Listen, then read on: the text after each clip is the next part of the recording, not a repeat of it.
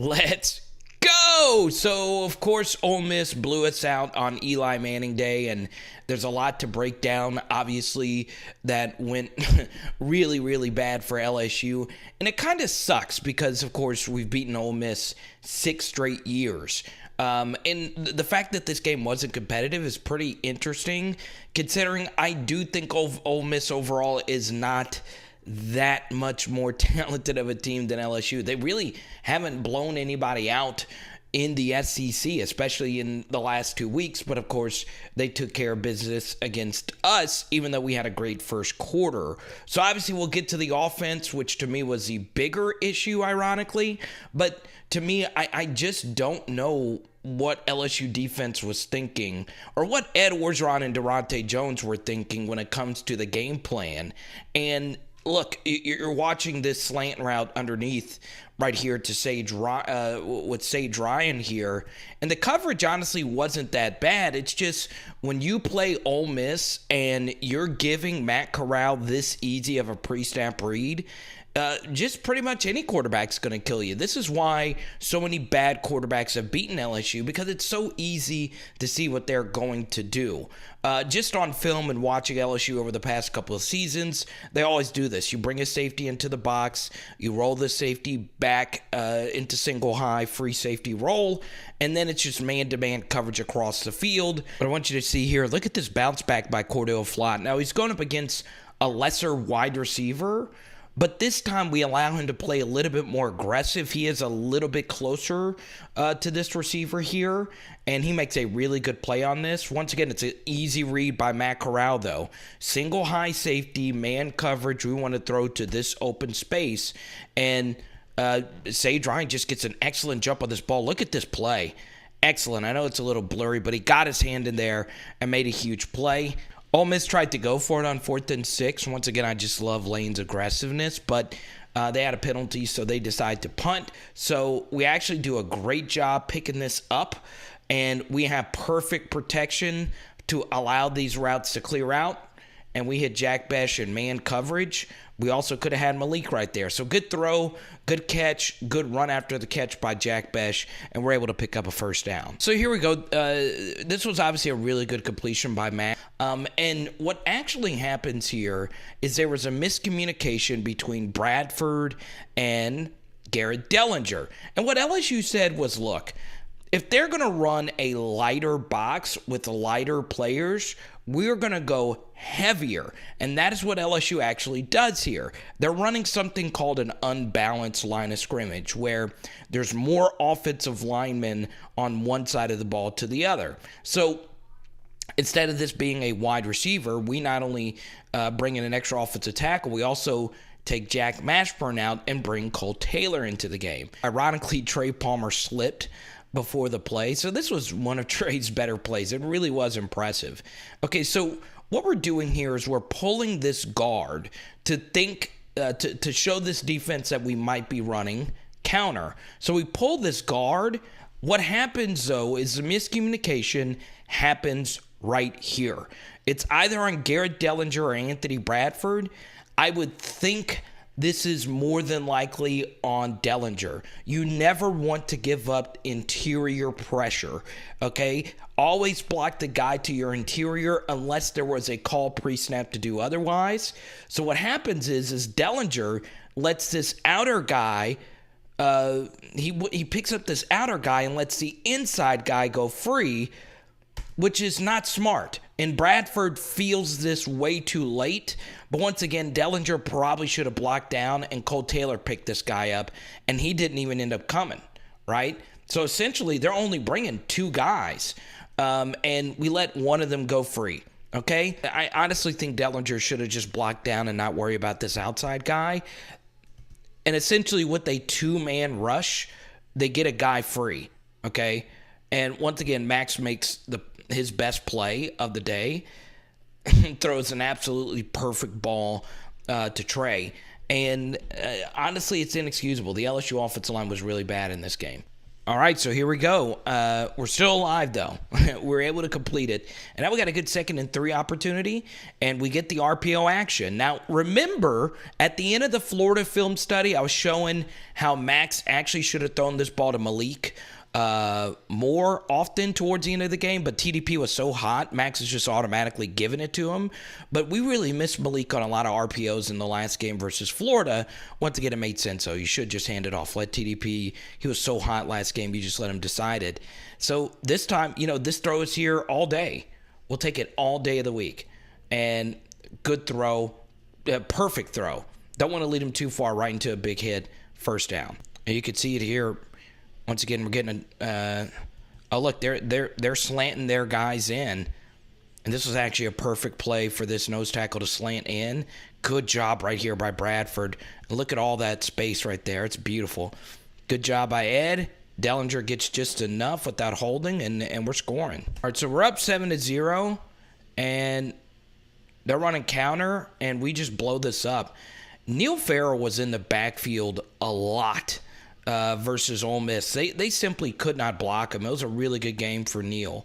Okay, so Ole Miss goes 3 and out. We got to put them away, or we have to at least make this a double-digit game. And once again, this RPO to Malik, he actually should have just threw it right here. I mean, this is part of Max's issue.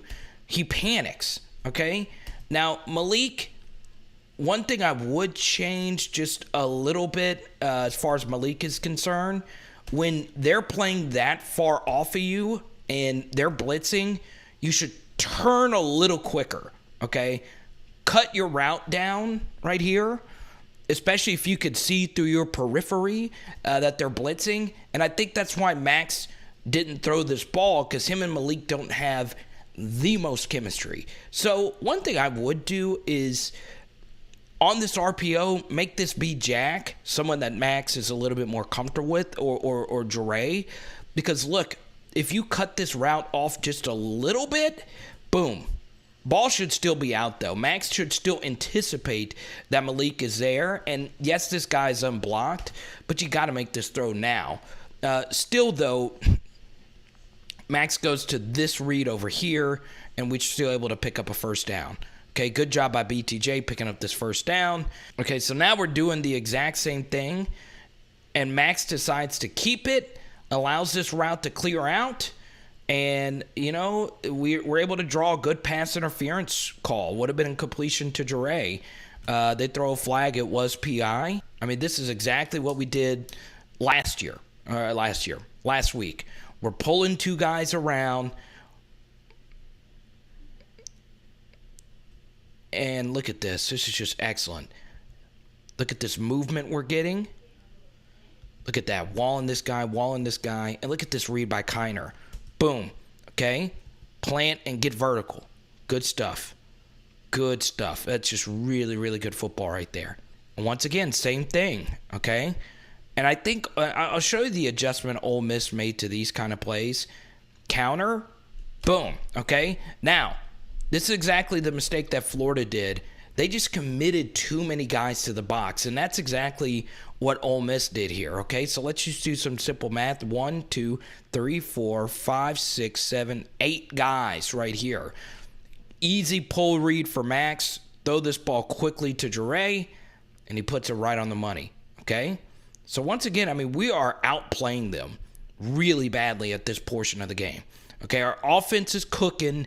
Get a nice little first down right there. Okay, so it's 3rd and 10, and whenever you line up in trips bunch, you have to know as a pass protection scheme that more than likely the defense loves to blitz whenever you're in trips bunch like this, and that's exactly what they do. Okay, so they're bringing some exotic stuff, and we call the perfect play. Okay, if you're going to blitz like this, cause a lot of traffic and run a route underneath it, and that is exactly what we do. Okay, so this is a really easy read by Max. Throw in the direction of the blitz, okay, and now we have Jerrion underneath, okay? So because we ran 2 vertical routes right here, this leaves this wide open for Jerrion right here, okay? Good throw on 3rd and 10. Look at all the space Jerrion has to work with. If he doesn't fumble here, he's probably scoring. Okay, so 21 made a really, really good play on this ball. 4th and 1, just really good coaching right here by Jake and Ed. Get a hard count and 3 guys. Not 1, not 2, but 3 guys, okay? And we get a first down. Gotta love it. So once again, we are outplaying them really badly for the first 12 minutes of this game. And I keep going back to this. Ole Miss is not really that great of a team. I watched them quite a bit, and even though I did pick Ole Miss to blow them out, blow us out, I just nothing really impressed me. They're and as much as I like Lane Kiffin for this job, they are sloppy. They are heavily penalized. They had committed a lot of penalties in this game. So I got a lot of messages from you guys saying that this was the drive where everything just started to fall apart. And once again, I do tend to agree with that, right? Once again, this would be the first thing I would say for LSU to take a look at. Let's first break this play down here. So we get a little bit of handoff here to TDP. And, there was just nowhere to go with this play on 1st and goal. Okay? We're not running counter. We're running outside zone. Okay? Snap wasn't the cleanest right here. Okay? And let's see. Should TDP have cut this back? Ooh, let me see. Unless it was an automatic cutback call, I think he should have. Maybe if you follow along with this, you could turn this corner, but there's still this guy right here. I just don't think our offensive line is talented enough to just run zone, right? Outside, inside zone, or whatever you want to call it. Okay, so DGP elects to cut back, and he goes right into this linebacker. 44 just destroyed us all day. Could he have done more versus this linebacker in the hole? Maybe. He kind of just runs into him. So here's his 2nd down play by TDP, and once again, we get exactly what we want. We get our best offensive lineman pulling around, and we got Jack Mashburn, who's been really good for us pulling around. So the one thing that they did a good job of with their defensive lineman that Florida didn't do was that they slanted their defensive lineman a lot, which caused a lot of traffic for our group. But this play should have probably scored, okay? And TDP actually makes a bad cut, and Ed Ingram also misses an easier block. So, let's see. What essentially happens here is this defensive end did something that I thought Florida should have done more. With his left arm, he did something called a wrong arm technique, which essentially means he wants to get underneath this pulling guard so this guard can't kick him out this way. And Ed misses the block, okay? So that forces TDP to bounce right here because this defensive end wrong-armed, and TDP bounces right into the arms of this defender. Okay, now TDP did a good job pushing this guy back and gaining a few yards. But honestly, I think TDP still should have gone where the play was designed to go. Because even though we got this wrong arm, Mashburn, boom, was able to clear this guy out. And there was, albeit a tiny hole for TDP to go through, boom, it was there. He wasn't patient enough to read this block. Now, once again, he probably thought he should have bounced it once he saw this wrong arm get to the inside. But once Mashburn kicked this linebacker out, it's not a good miss. I mean, that's a bad miss right there by Ed. Still, TDP should have cut it up in here, and he scores. Okay? So, once again, missed block right there by Ed. But here's the thing. If you decide to bounce it, there's still this defender out here. Okay? So, if he would have just cut it up in there, it would have been a touchdown. Okay? Or would have gone for more yards than this. All right, so 3rd and goal here, and this is a big, big issue with LSU's offense. And I'm still shocked there hasn't been an analyst or anybody suggest this for LSU, okay? You don't have to have a mobile quarterback to do what I'm about to show you, okay? So the first thing is we're not a zone team, okay? We're not good enough to block zone. Anthony Bradford misses his block. Once again, this is just easy, right? So if the running back is to the left of the quarterback, they know you're going to run to the right, okay? Now, we do overload this right side with 3 extra offensive linemen, but if they know what you're doing, they're going to submarine underneath your blocks anyway. And that is exactly what happens here. Bradford misses his block. Once again, Bradford had a rough game. And this is just too easy. They know it's outside zone to the right. And we're just never going to score on that. This would be the one adjustment, and I don't know why LSU never did this with Miles or anyone. You don't have to have a mobile quarterback to pull and zone read and run, okay? This end crashed down so hard. Sam Williams, okay? He's playing this block to the inside. So all you have to do is pull and run. Okay, now it would have been tough because Williams actually didn't crash all the way down. He did, keep contained decently. Okay, but even if you pull it and run it, when you have this much green grass, Max is athletic enough to get around and at least get closer than an outside zone play that never works. It never works on short yardage, especially with TDP, who has not been a good short yardage back during his time at LSU anyway. And here's a play from this angle right here. I mean, there's just nothing, okay? There's just nothing at all.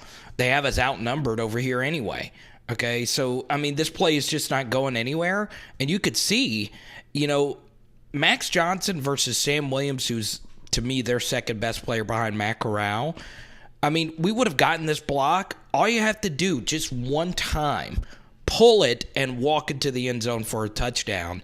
And that's something that we don't have in our arsenal, which kind of leads into this 4th down decision. Now, if you made it this far into the film study, like, subscribe, share, all that stuff. Venmo, Cash App donations are so greatly appreciated. And once again, a quick programming note. I am having my serious dental surgery on Wednesday. I don't know exactly what our content's going to be on Thursday and Friday and even Wednesday, so make sure you stay tuned for that. And once again, Ed Orgeron says, hey, we're going for it on 4th and goal. And now this is where we really need to break down this decision deeply, okay? Was this the right decision to go for it? Okay, so as many of you know, it's going to sound like I'm going against my own logic, right? I like my head coaches to be aggressive, and I think Ed Orgeron is not nearly aggressive enough. That's part of the reason why I like Lane Kiffin so much as potentially the next head coach of LSU, because he is really aggressive on 4th down. And Ed Orgeron talked about this decision in the post-game press conference, saying, we need to be aggressive against a good offensive team. We need to score as many points as we possibly can.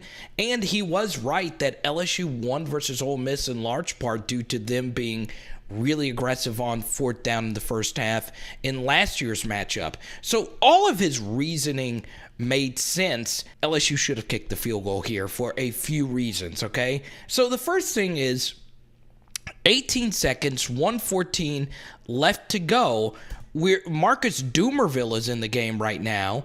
Once again, he actually had a really good second half when they put him at right guard.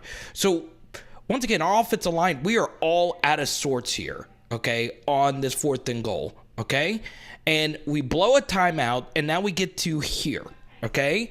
And what actually happens is before the timeout we actually had to blow, we decide to come out in the exact same personnel we did on 3rd down. So before the timeout, we had the same personnel on the field for 4th and goal. We brought in Marcus Dumervil, and then we come out of the timeout in this set, okay? And Dumervil had to come in the game because Martinez's helmet fell off. So we come back now to the same exact personnel we showed on third down, okay? So I want to show you one fourth down model, all right? I always use Jared Lee's model. It's the best one that I've seen. But the one thing that this model doesn't account for is the context of the team, okay? This is just math based on data all throughout a college football. This doesn't include the limitations of the LSU offense. But still, Ed Orgeron, the math actually backed his decision to go for it, okay? But here's the thing. Going for it on 4th and 3, on 4th and goal from the 3-yard line, has a success rate of 41%. And that number goes way down when you actually look at how bad of a play call Jake Peetz made on this play. I'm not going to lie to you. I thought Jake Peetz's screen to Cole Taylor versus UCLA was his worst call. And Jake has had some really, really good moments. His Mississippi State game was phenomenal. But what you're about to see is one of the worst, and I mean just gigantically awful worst play calls I think I've seen an offensive coordinator make. And honestly, it goes back to the Florida game where Jake Peetz called one of the best play calls, the Jerrion Jenkins touchdown. But that was only from 1 yard out, and this is from 3 yards out, okay? And there are a lot of things about LSU's offense that makes them very easy to defend from 3 yards out, especially when you do what LSU did. So as you can see, it was a medium recommendation. Once again, this is just Jared Lee's fourth down model. But still, you know, Cade York is making that field goal, and if LSU had gotten the touchdown, it would have increased their win percentage to 67%. If they kick the field goal, it increases their win percentage to 58%. So I get it. I get why Ed Orgeron did it, and the math backs him up. And look, he's got to have a lot of confidence in Jake Peetz based on the play calling he did last week versus Florida. But that's the issue. Ed Orgeron trusted Jake Peetz in the spot, and this was so bad. And the thing about that data is that includes offenses that have a mobile quarterback. So many fourth down conversions on 4th and goal come from running quarterbacks who's able to run into the end zone for a touchdown, something Max Johnson has not shown to be able to do. Also, they know we're going to throw. They know likely on 4th and 3 that we are not going to run with TDP to the right. And if he's in shotgun, we're not going to run the same play. They know this. Also, let's go back to this shot. Take a look at our personnel, okay? TDP, who can't catch out of the backfield. None of our running backs really can. We never throw it to him out of the backfield. We also have an extra offensive lineman on the field and a blocking tight end. So this is pretty easy for Ole Miss to read, and this just doesn't make any sense. If they know we're going to throw, we only have 2 eligible receivers in theory here. So honestly, we should have kicked the field goal, especially knowing that we were going to call one of the worst play calls I think I've ever seen. But we're running a 2-man route with a not good red zone receiver and Jerrion. So Jack Bech isn't on the field. BTJ isn't on the field. Malik isn't on the field. Guys that are really good at making contested catches, okay? So as you see here on this run, we give the crappiest play action fake I think I've ever seen. And I don't even think this was supposed to be a play action fake. What is that? That doesn't fool anyone. So we're running Trey Palmer across here on a jet sweep motion, and essentially this is a one-man route. What is this? What is this? And ironically, Max had a very similar play to this on the 2-point conversion against Ole Miss last year.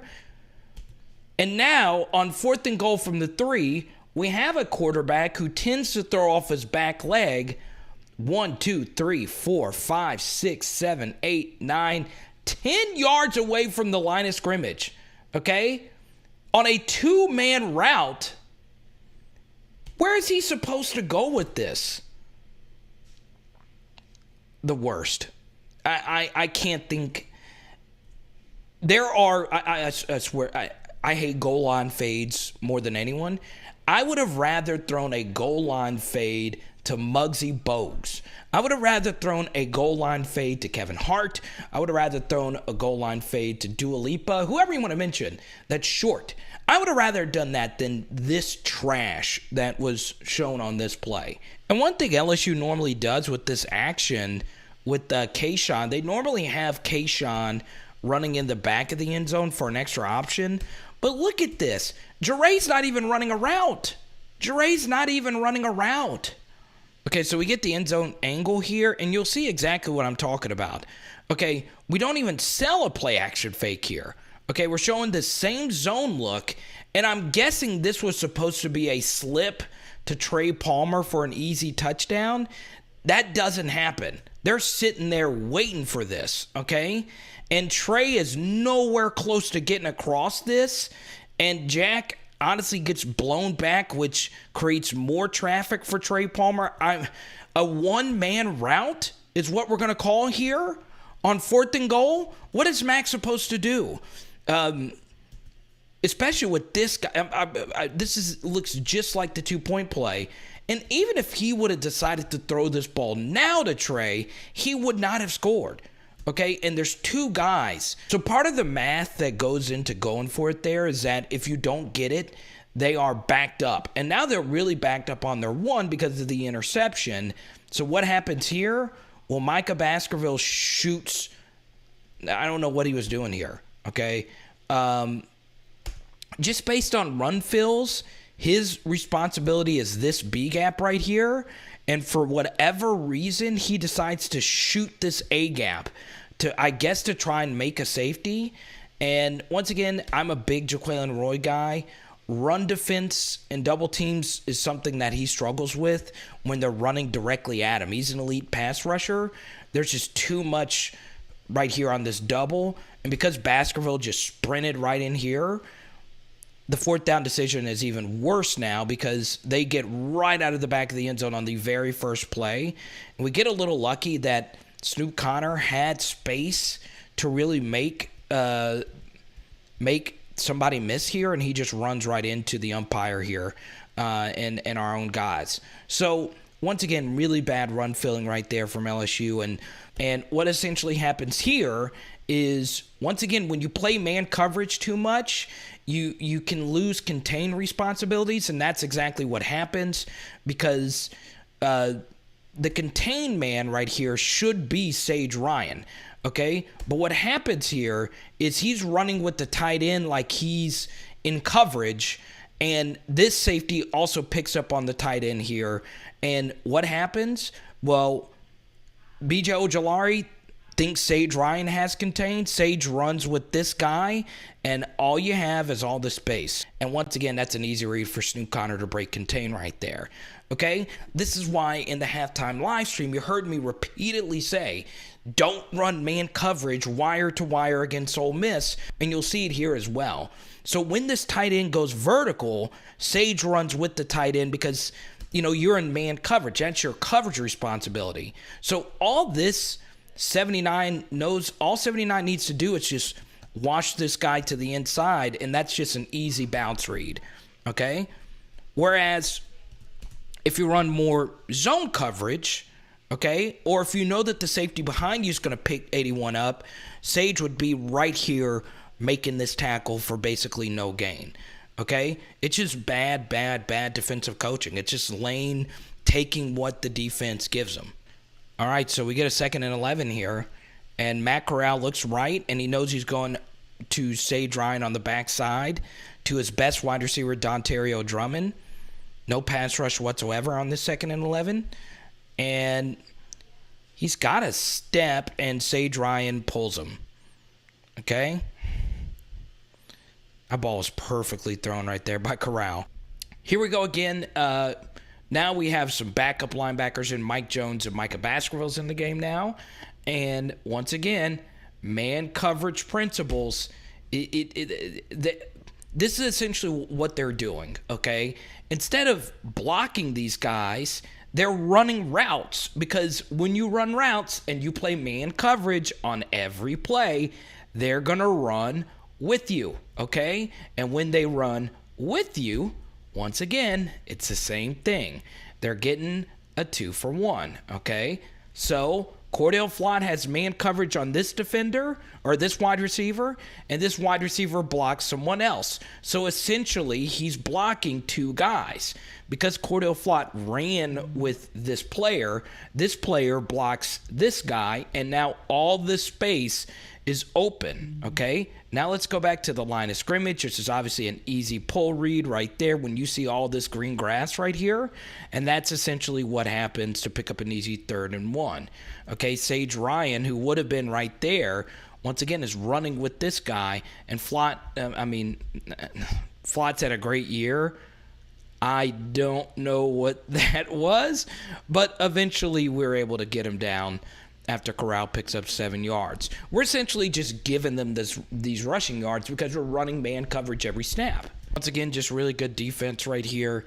Just keep everything in front of you and force a field goal. And this is one of the few times we actually run what's called a twist stunt, and we actually get home with it. So Fanua goes inside. We want our best rusher, Jaquelin Roy, coming from the outside. That is essentially what happens here.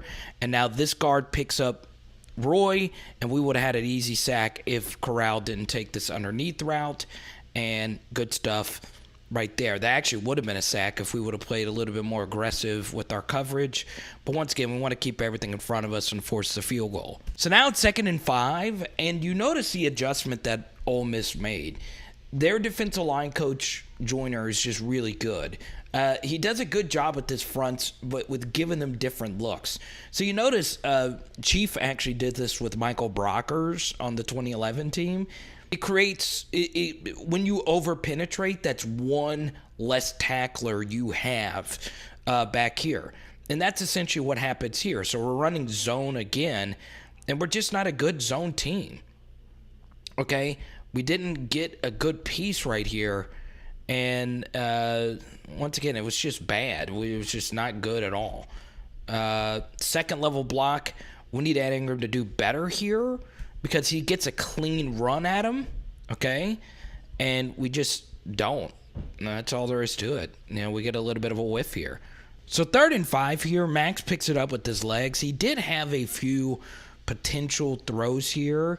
He had Jack wide open right here. So, and he's looking right at him. You just got to throw this. I mean, look, that would have been 1st down. He doesn't pull the trigger. Max misses a lot of throws. He really does. And he's looking right at him. Look at that. You got a good pocket, too. You've got to fire that ball. You just do. But because Anthony Bradford, who had a rough game overall, got such a great rep on this end right here, okay, we were able to wash him so far up that we were able to tuck in and run it. But that ball's got to go to Jack, okay? Once again, Sam Williams, who was actually the left defensive end, chases Max down all the way. And you don't want your quarterbacks to take hits like this. But Max also wasn't fast enough to outrun him. So, but we were still able to pick up the 1st down, so we'll take it. So a huge miss here on this 3rd and 8.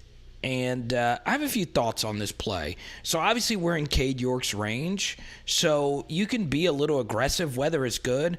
But I obviously just gave Anthony Bradford a lot of praise on the last 3rd down. This time he leans too much and he gets swam move over the top. Max, you got to sprint up into this pocket.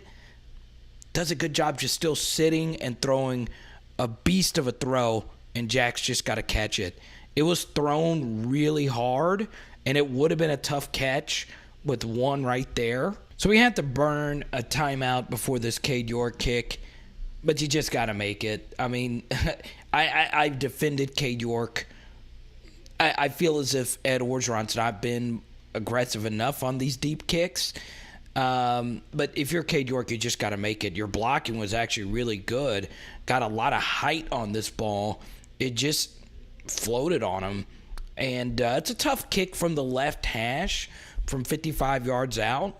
But still, so the Jack Bech drop, leads to this miss, and it's that was huge. It really was huge. Okay, here we go. We get a little razzle-dazzle right here from Ole Miss.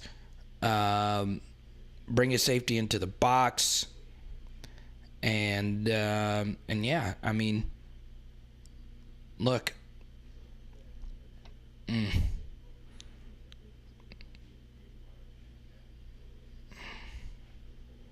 Corral's just going to be wide open. And ironically, it's just a good play. Sometimes you're just going to get tricked. I see a lot of teams doing the Philly special now. But still, and he just runs out of bounds. Touche to them. Good play call. We move on. Corey Raymond. See who else is back here. All right, 1st and 10. Kudos to them. They get you on a little bit of a trick play. Now we just need you to step up and make some plays. And let's see what happens. Oh, yeah. Glenn Logan just got carried out of there. Todd Harris misses a tackle. Get to see Todd back out there healthy. But goodness. Ooh. 1, 2, 3, 4, 5, 6 going up against their 6 guys. So, they're playing numbers here. And you just got to be able to defend with a lighter box against the run against Ole Miss. And as you can see here, Snoop Connor had this hole. And essentially what happens here, once again, our DTs just can't hold a double. If there is someone that's good at it, it would be Neil Farrell, and he's playing the nose here. And Glenn Logan's playing the 3 tech. And they just move him out of here. They're just moving him out, and he's just out of the play. I think that's him right there. And another thing our linebackers don't do a good enough job of is scraping over the top. And essentially Snoop Connor has 2 choices to make here.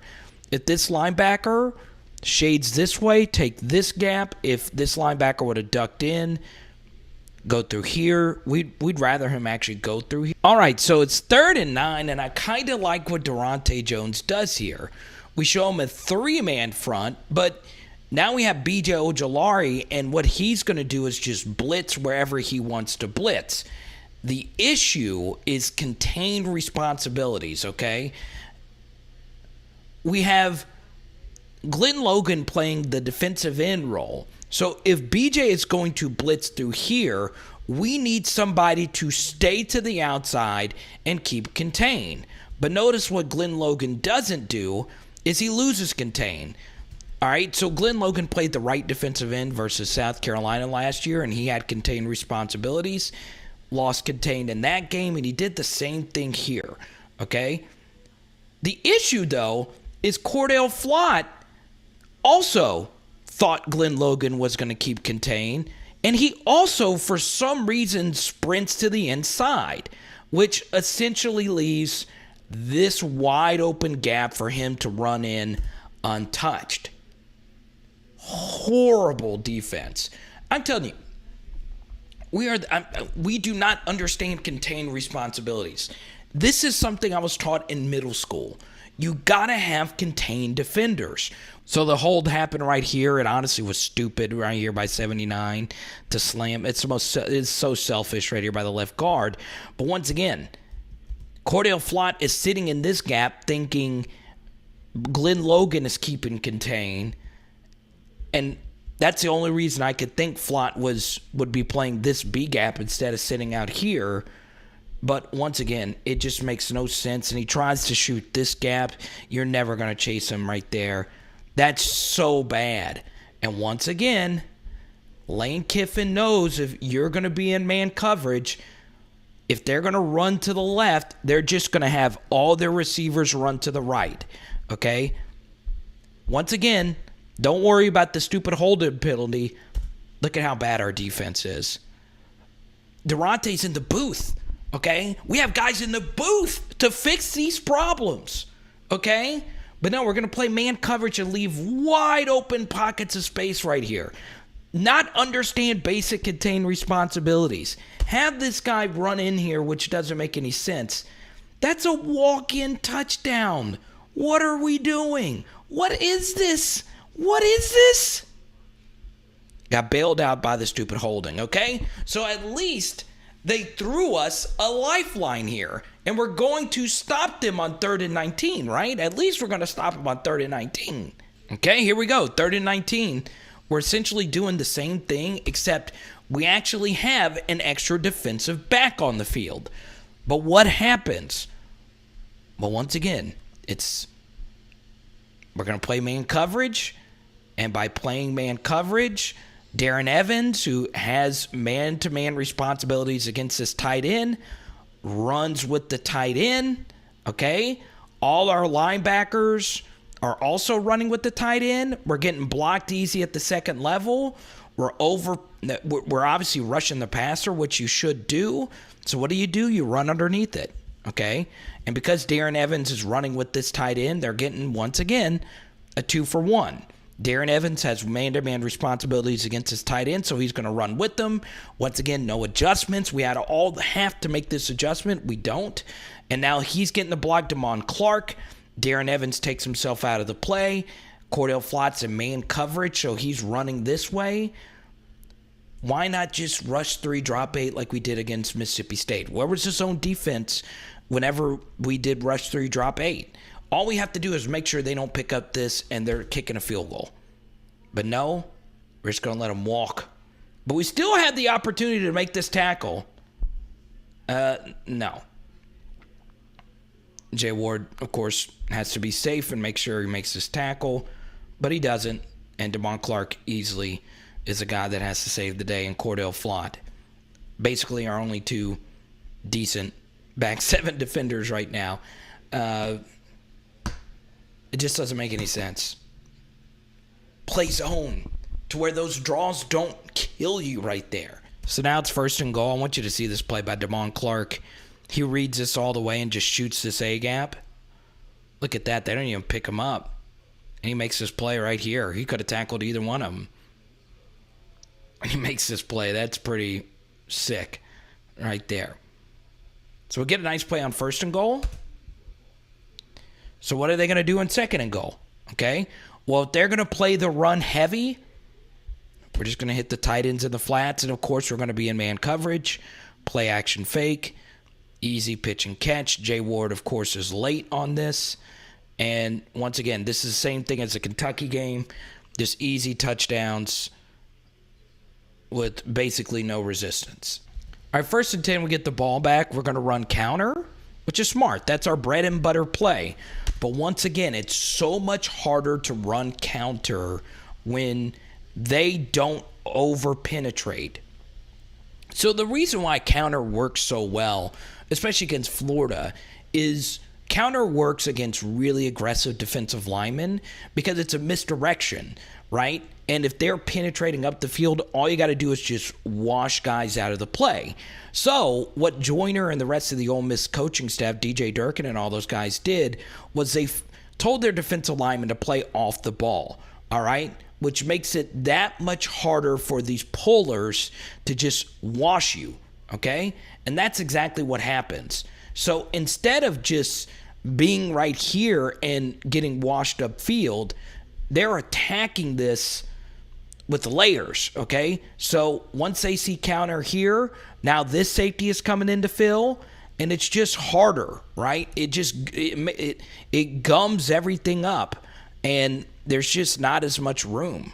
So then on 2nd and 9, we don't even sell this play action fake, and I want you to see how important it is to sell your fakes.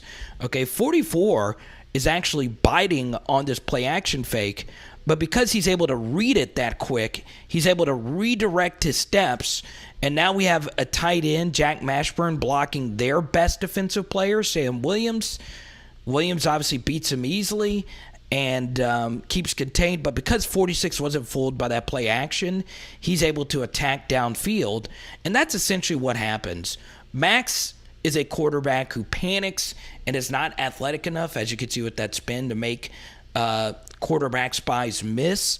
And that's what Ole Miss did a really good job of in this game.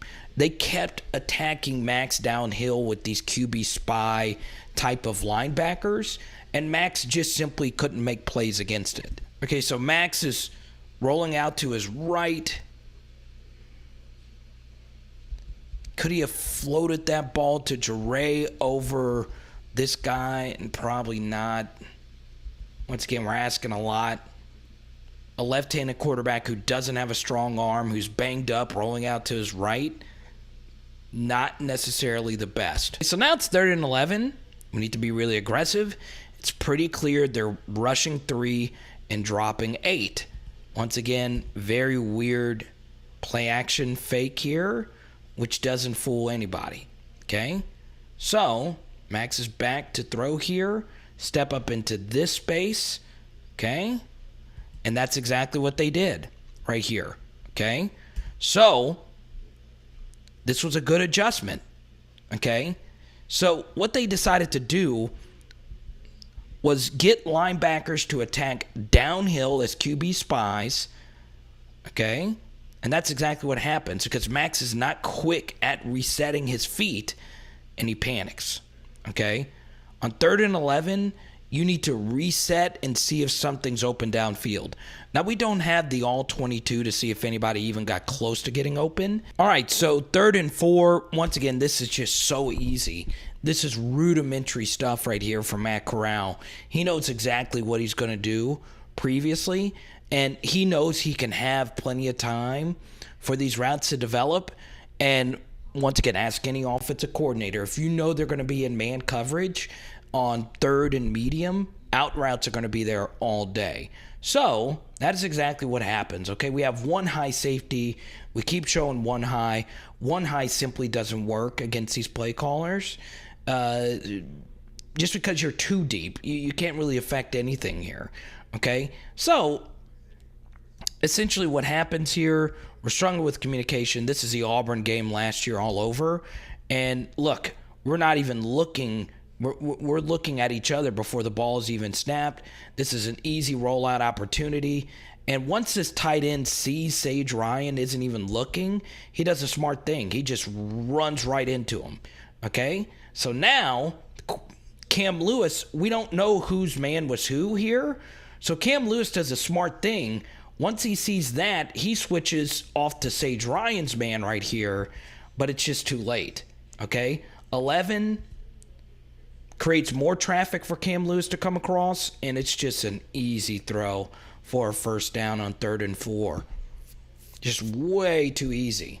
Okay, and here's what I want you to do. If you're watching this on Premiere, I want you to play the role of Matt Corral. Okay? Now, once again, as a quarterback, even though it's a rollout right, he knows that there's no pressure coming off the corner. Okay? He also knows that this safety is not going to have any effect on this play at all because it's a 3rd and medium and we're not throwing the ball deep. So you notice here as a quarterback, this is a problem with the LSU defense is that it is so easy to eliminate possibilities of what they could possibly do in coverage. Also, these linebackers are on their heels. You know that they're not going to blitz. They haven't blitzed you.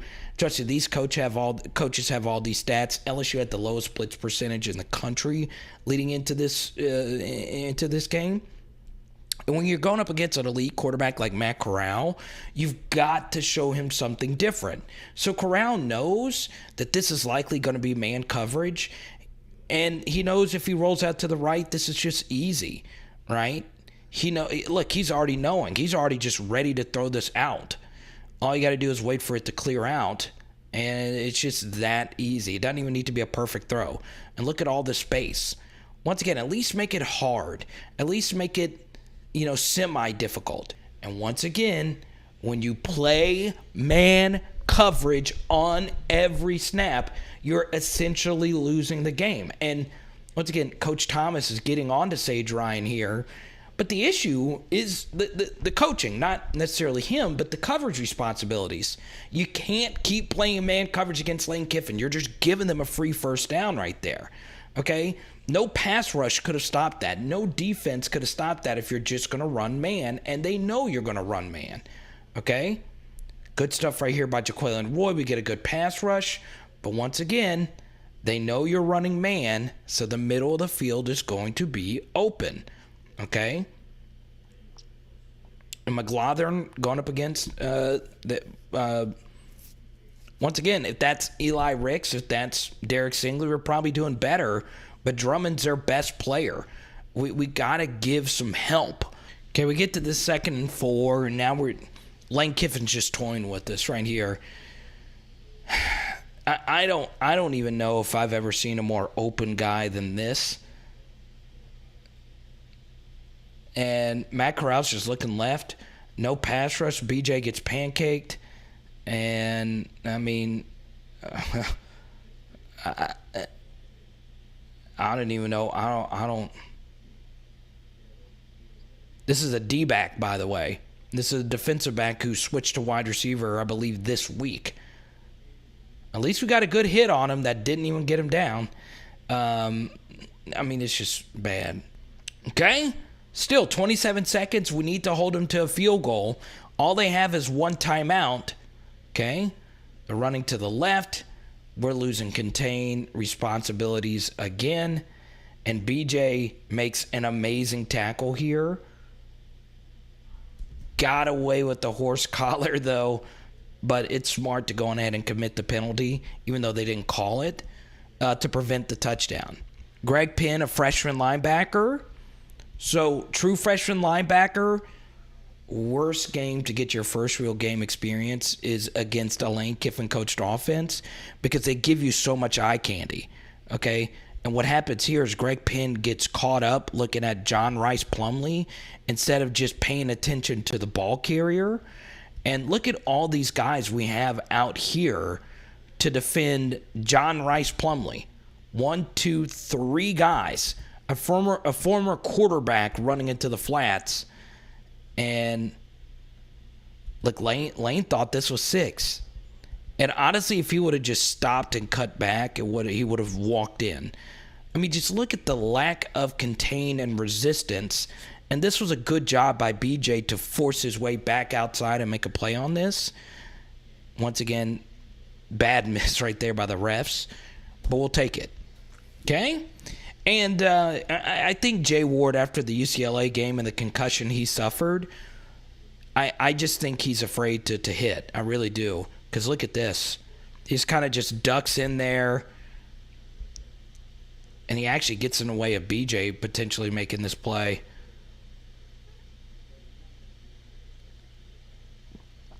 We're a little soft. I mean, there's just no other way around it. Okay, we're not a good third quarter team. We've done a lot of deep dives on it. Trust me, I know this is like so sad, but the tempo of this game, LSU under Ed Orgeron has had good first quarters.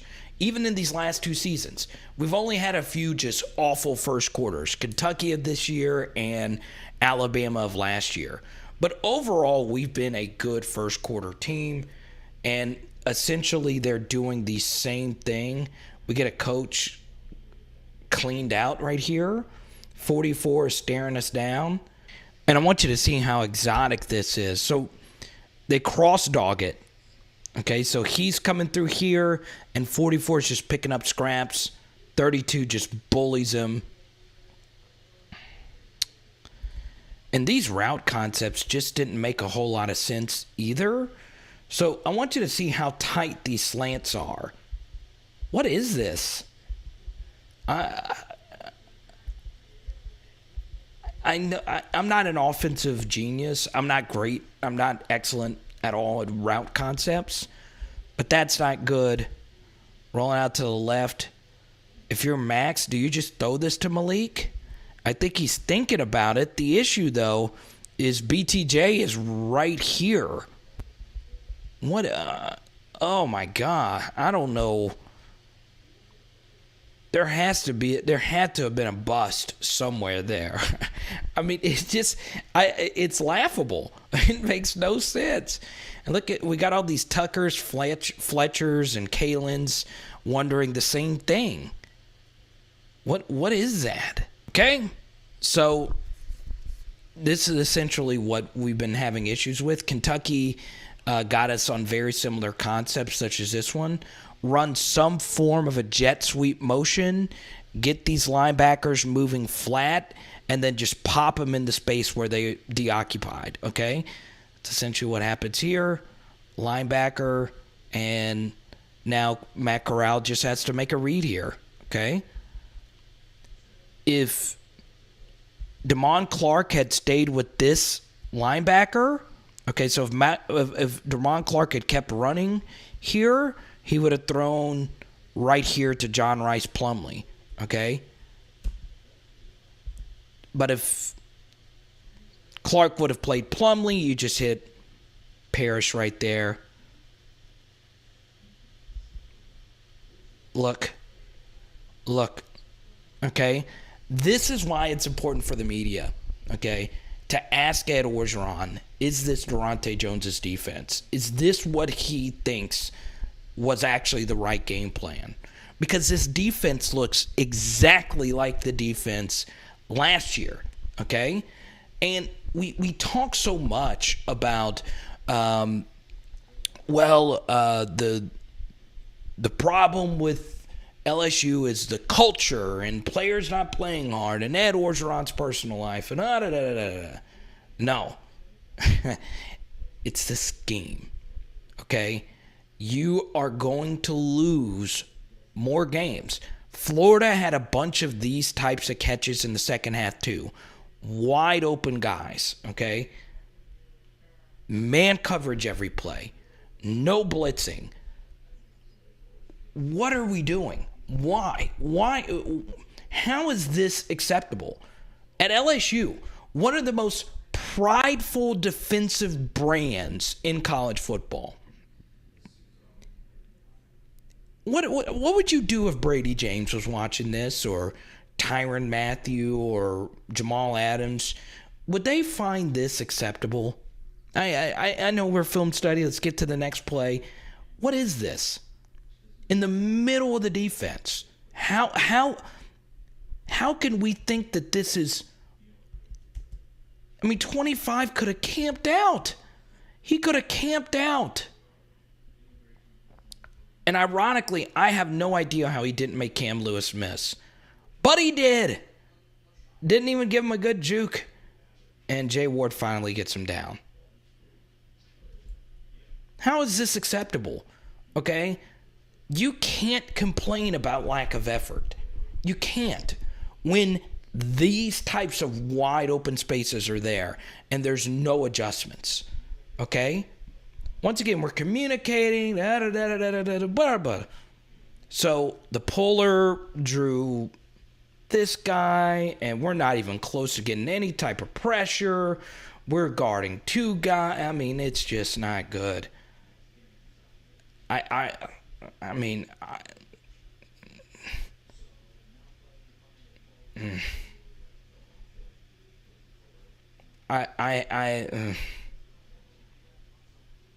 Good job, Neil Farrell. Dear Lord. Look at this. Once again, Neil had another good game. I think Neil will play in the league. I really do. So he shoots this gap right here and gets underneath it and does a smart thing to blow this puller up, which blows this guy up. This was the best defensive play I saw all day. Good job right here by Neil, okay? But I want you to see this adjustment Lane made on the following play. I'm just now remembering this. So what does Lane Kiffin say? Okay, it's third down, but I know that their defensive tackles like to get upfield really fast, okay? Also, this is another criticism of the Ed Orgeron era because of how conservative they are on fourth down. Lane also knows that this play will likely go for positive yardage, and he's going to go for it on fourth down. So even if you don't get all the yards, he knows that he's going for it on fourth, so it would set up a more reasonable fourth, right? So that's exactly what happens. Neil Farrell gets an excellent swim move upfield, but that's what they wanted them to do on the draw. Okay, so he over-penetrates the draw, and there's no way he can make this tackle, okay? And because of that, these two linemen are able to get to the second level and make this easy block. But we're actually still in position to make this play, but Snoop Connor just takes Micah Baskerville for a ride, and Damon Clark for a ride, and Jay Ward for a ride, and what is Jay Ward doing here? If he would have just come up and hit the ball carrier instead of hitting the guy that doesn't even have the ball, we probably stop him short. The Hail Mary defense last week and now this. I don't know what's happened to Jay Ward. He's an excellent football player, but I don't know. He hit the tight end that didn't even have the ball. Still, it's 3rd and 4, and Jaquelin Roy just blows his play up. Well done right here to get underneath this guard. Forces him to bounce. Good fight right here. Who is this? Baskerville, good job.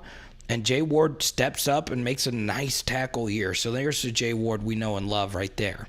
So guess what? Lane's going to go for it on 4th down. Okay? And we actually have the defensive call we want. So instead of running with 17, we communicate and just tell the safety to pick up 17. Okay? And this is a run all the way with a fake throw in the run. But there's no one actually running a route. We're still in really good position to make this play. But McGlothern misses a tackle. It was a tough tackle. Matt Corral is a good runner, but this is not Cam Newton. We got to get off the field here on this 4th down. Okay? We pass it off. Okay? BJ's playing contain. Okay? And he chooses to get underneath this guard because he knows that he has other contained defenders. All right? Does a good job resetting. And we're right here. We need BJ or Dwight to make this play, and we just don't make it. We were right there. So then they score a touchdown a few plays later. Okay? And man, I think we don't watch film. I really don't. Okay, so where this play was actually made was the center. So Jacobian Guillory, he made this mistake not once but twice versus Kentucky. Your job is this A gap, and in particular, if you play the 4-3, you have to maintain gap responsibility. So 51, who's an experienced player, allows Guillory to shoot to the inside A gap, okay? So Guillory's supposed to be right here, except he fires into this gap, and not only does it... The good thing about firing into this gap, though, is that it does blow up this puller, but it also cuts off Jaquelin Roy from making this tackle from the backside. So yes, this puller got blown up right here, but there's still a crater left from the gap that you're supposed to be playing. So you see how big of a gap this is? The A gaps and the B gaps are wide open here. Okay, 64 gets to the second level, or 54, and then the defensive end has to keep contained. Okay? So once again, this is just an easy read because of this crater right here. Mike Jones does a good job getting over the top of it, but once again, it's just too much space. We're still here to make this play, but a little Baskerville. I don't know how he stayed on his feet right here, but he did, and we give up a touchdown. Okay? Got to maintain gap responsibility. That's what Ed Orgeron was talking about in the press conference. Got to stay in those gaps. All right, so play action. We're back on the field on the 2nd and 5. We finally get a good rollout here, and Max hits Jerrion. Perfect. Boom. Hit a first down. Another good game for Jerrion, led us in receiving. All right, so this is a bad miss by Max. Wasn't the best protection here from Anthony Bradford, but when you're going up against these really athletic ends that Ole Miss has, you have to step up and help out your protection. Okay, and while this wasn't on Bradford, it's kind of weird because, you know, we're pulling this guard right here, and what happens here is Bradford actually passes this off to Martinez. And what we need Martinez to do, who's normally not at left tackle, he's at right guard here, but he pulled around. We need Martinez to ride this guy all the way upfield, okay? But even then, Max needs to help out and sprint up into this space and reset, okay? But instead, he tries to throw it, and it gets strip sacked from behind. Now we just need to fall on it. And, of course, I know this sounds weird. We're not the best at falling on fumbles, and that's essentially what happened right here, okay? And this final shot is actually the shot where it really is a bad indictment on Max, okay? You've got to step up into this pocket, okay? Step up into here or sprint and reset, because if he would have sprint and reset his feet instead of throwing this ball to BTJ, where the ball actually should have been going was to Trey Palmer, who had a clear step right here, chunked this ball into this space, and it's a walk-in touchdown. Okay? So while this is on Martinez, the ball shouldn't even have been going to BTJ, right? The ball should be going to this deep post, which is wide open, and you've got to make this throw not only to score a touchdown here, but you notice in the second half of this game, you see you have two guys sitting on Jerrion, two guys sitting over the middle, one guy sitting right here. So we get a really good 3rd and 2 stop right here. And I'm happy they decided to just do a basic run play when they had just been killing us on the edge. Good play by Sony Fanua to squeeze this down. And Clark is able to come help clean up these scraps. Good work right here as well by Baskerville. Lane decides to punt, and we get to this 3rd and 2. And once again, I want you to see this. I honestly am starting to think it is better to defend the run with guys just standing up at the line of scrimmage, because you don't over-penetrate plays, and it just gums up your run assignments. So we actually, on this 3rd and 2, have not one, but two guys not in a stance, and they don't even see the snap, okay? Only one guy is ready for the snap of these three. So you think we're for sure going to pick up this 3rd and 2, right? Well, no. Anthony Bradford misses this block right here on Sam Williams, who just throws him off to the side. We're pulling, and Williams just blows this play up. And TDP just kind of, there was nowhere for him to go. They weren't even ready for the snap. Once again, I'm starting to think in run defense, it's better to just have guys standing right there. Okay? Especially against LSU, because we don't really have a running game that'll make you pay. But Sam Williams is a beast. He really is.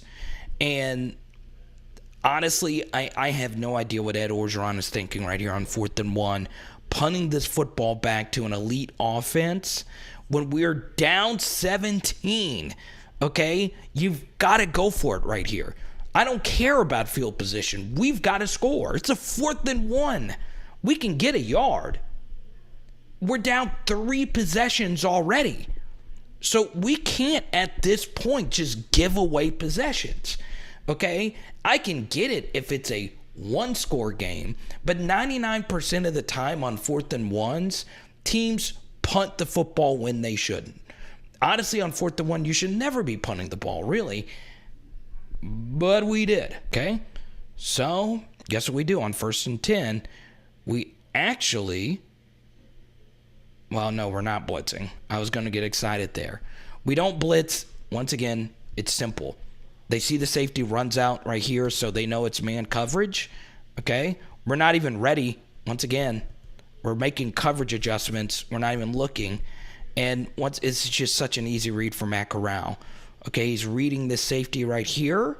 So once he sees this safety is playing single high and not playing robber coverage, he knows the middle of the field is going to be open, especially if Darren Evans is the corner right here. Way too much cushion right here. So all you got to do is run underneath it if you're this receiver and just sprint into this space. You're just giving away free yards here. That's free yards. In fact, the ball was delivered late there, and it allowed Darren Evans to make this play on 17 a little sooner, but that's just 12 free yards. Okay, so 3rd and 12, and once again, they run. It's a smart move to run here, okay? 3rd and 12, you can get medium yardage and make it a more manageable 4th or a long field goal. So I like the call here to run the ball. And ironically, we are there to make the play. We have exactly what we want. A fast guy. Okay, we kind of over-penetrate it a little bit, but we're having to rush the passer because it's 3rd and 12.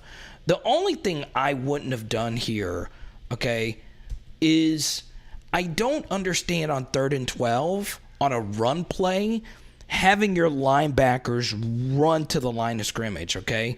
That's not what you want to do, and essentially that just takes you out of the play, okay? So now Greg Penn just ran into the space for no reason, okay? Once again, we commit too many guys to the line of scrimmage, okay? You want to play a little bit more on your heels here because we don't want to give up, a throw, a crossing route over the middle. It's 3rd and 12. So there's no point in jumping into the space. But once again, we don't teach our linebackers well. Okay? Even then, it is 3rd and 12.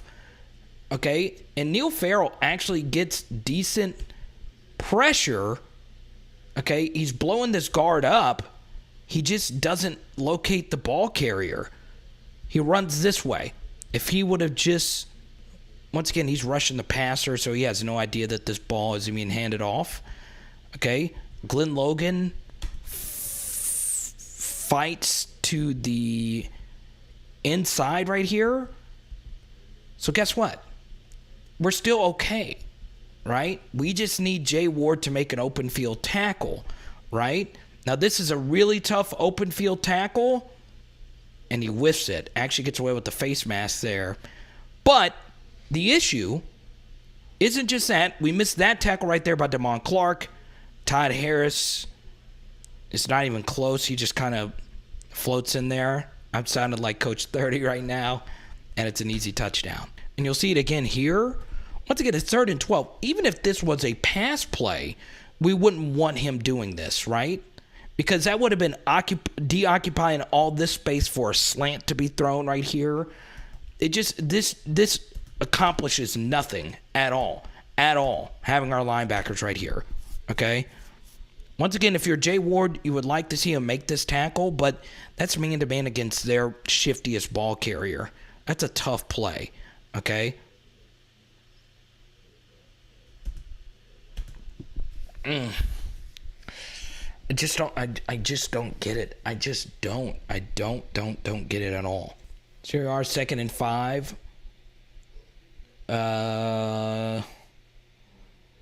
Good decision by Max to pull this RPO once he sees these linebackers coming downhill. And then he throws it right here to Lee. It's a tight fit. Got to make that throw. Okay. Could even work backside to Jontre. But still, good throw, good catch, good offense. Okay. Good catch right here by D. Lee. So now here we go, a 3rd and 7. Let's see what happens here. Okay. So they're going to do the same thing. We did not adjust to this at all. They're only going to rush 3, and then they're going to delay a linebacker as a QB spy. Okay. Because that makes Max really uncomfortable. Good job by Gary Dellinger picking this up. Okay. The issue is, well, our pass protection breaks down. Okay. Could Max have thrown this to Jack? Yeah, boom, right there. Ball should have already been out. Hit Trey right here. He's looking right at him. Hit him right there. Even though it's short of the yard to gain, we're going to go for it on 4th down. But because our quarterbacks aren't told this, and we talked about this in the before the season even began, as a quarterback, if you know a coach isn't going to go for it on 4th down, you automatically think that this is a bad option because it's not past the sticks. But this is a good option because it makes it a more manageable 4th. Either way, Trey can catch it and fall forward for a 1st down. But Deculus gets beat to the inside. Way too easy right here. And Sam Williams, their best pass rusher, gets a good sack right here, and we fumble. Okay, and they pick it up. Okay, we get another angle here. Once again, I mean, I don't know why we even play action fake right here. It's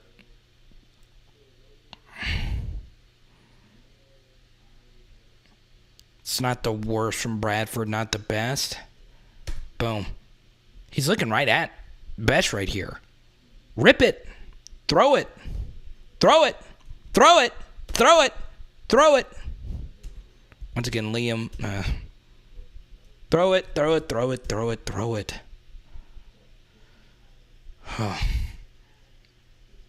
Max, this is another game where he disintegrated in the second half. So here we go. I know you're dying to see this guy, Garrett Nussmeier, play, but we're going to actually do an entire film study on basically all the snaps Nuss has taken, and from there we will determine if he should be the starting quarterback over Max Johnson. Now that's going to be an upcoming video.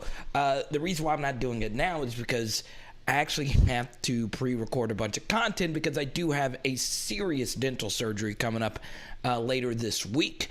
So I don't know when the Nuss film study will be released. I've actually already recorded a good bit of it. It might be later this week. So once again, all your donations, especially now, are greatly, greatly appreciated.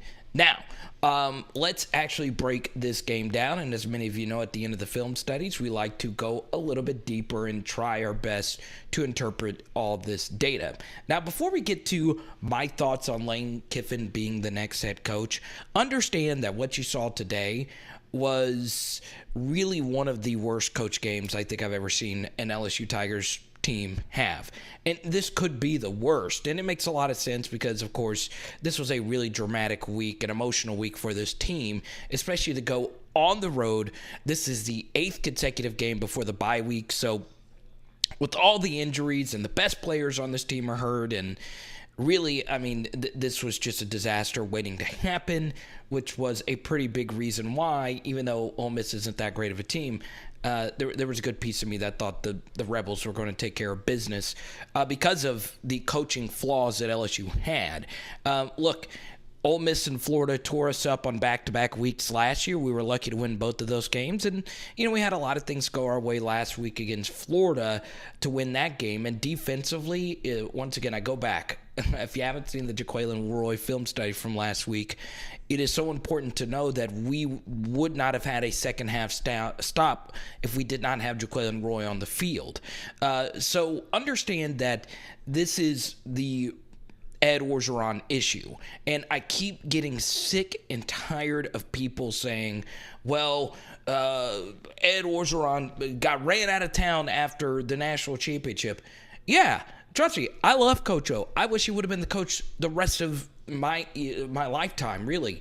But he is no longer the coach because of his own doing, because of doing these defensive schemes that, as you guys saw today, the 2-for-1s, the man coverage, the run fits, the list goes on and on. All of this is the same exact thing that happened last year. And I know we want to put it on Durante, the new first-year defensive coordinator, but it's on Ed. It's on the staff. There's some staffers that were here last year, and this stuff continues to happen.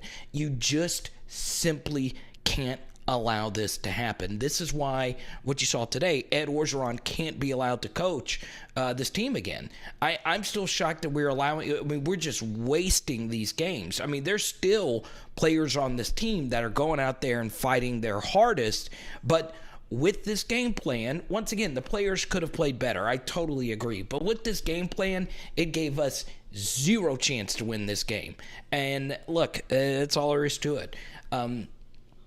So, yeah, we could talk about the decision, whether or not LSU should have just taken the field goal. I think they probably should have, even though that's against, my own principles. I like aggressiveness on fourth down in general. But even outside of that 50-50 call, just the overall scheme and game plan, the fact that no one is slamming their headsets into the ground, slamming their fist on the table whenever they're actually putting together the game plan to say, guys, we can't run man coverage every single snap against Lane Kiffin. It's a dissonance, really. And the fact that we don't blitz and all that stuff, I don't know. It is so strange to me when we know that this plan is going to fail. This plan has failed almost every single time. And, you guys have been looking at the stats, but the stat that really is very interesting to me is Ole Miss did not play all that well. It took 3 third and 10s or longer that were all converted with runs for them to blow us out. And on top of that, they committed 12 penalties. So this was a really sloppy game on their half, and they still blew us out despite the fact that we had a 7-0 lead, which goes back to the same point that I made before the season. LSU was really bad in the middle of games. Just the sandwich middle of this game, we were so bad in the second and third quarter of this game. And that's the sign of a team that has a decent plan in the first quarter where our athletes are still fully healthy and ready to go. But in the second and third quarter, we don't have anything else. And that's the sign of really bad game planning. I think it was Scott Burns, a friend of mine in college, made a really good tweet about this as far as the whole and the sums of the part kind of stuff. In other words, Ole Miss's team is just better coached and they're getting more out of their talent while we are doing less with our talent, which leads us to the man that could elevate everyone, and that, of course, is the quarterback, Max Johnson. It doesn't take a rocket scientist to figure out that, a quarterback can mask a lot of the issues on this team. And I think back to a Joe Burrow touchdown, the first touchdown in this building a few years ago, where we didn't really play that well against Ole Miss, where protection actually broke down and Joe Burrow actually made a play all on his own. We were starting a backup right tackle. Joe Burrow stepped up in the pocket and hit Jamar on a touchdown deep. And that's the thing. If Max Johnson was a plus quarterback, these games would be more competitive. But the issue is Max Johnson is not only not a difference maker at quarterback, he is regressing badly. I always go back to a stat, QBR, which is probably the best way to evaluate quarterbacks across the spectrums because it does account for opponent, efficiency, EPA, and all this different stuff. And Max, once again, put out another quarterback QBR of less than 50. And 50 is a very relevant number when it comes to QBR, which basically means I could get into the methodology behind QBR, but it basically means he was a replacement, below a replacement level quarterback. But ultimately, the QBR just tells the entire story about Max Johnson. Bad ball security. I also think he was a little bit more banged up than what we thought going into the game. He wasn't available to the media after the game, and simply put, the game is moving a little too fast for him, and he just doesn't have a whole lot of confidence. It also really hurts that the guy that won you the game and got 300 yards for you on his own last year wasn't playing, and that, of course, was Kayshawn. In fact, Kayshawn's receiving yards in last year's game almost matched our total receiving yards, or just total yardage, period, in this game. So it's tough. It's a little unfair to put this on Max, but the bottom line is he's not a difference maker. And once we get deeper into our Garrett Nussmeier film study later this week, we will determine if Nuss should actually get the start versus Alabama. And Ed Orgeron will get asked about that this week if there is a press conference this week. Now, we get to this final point.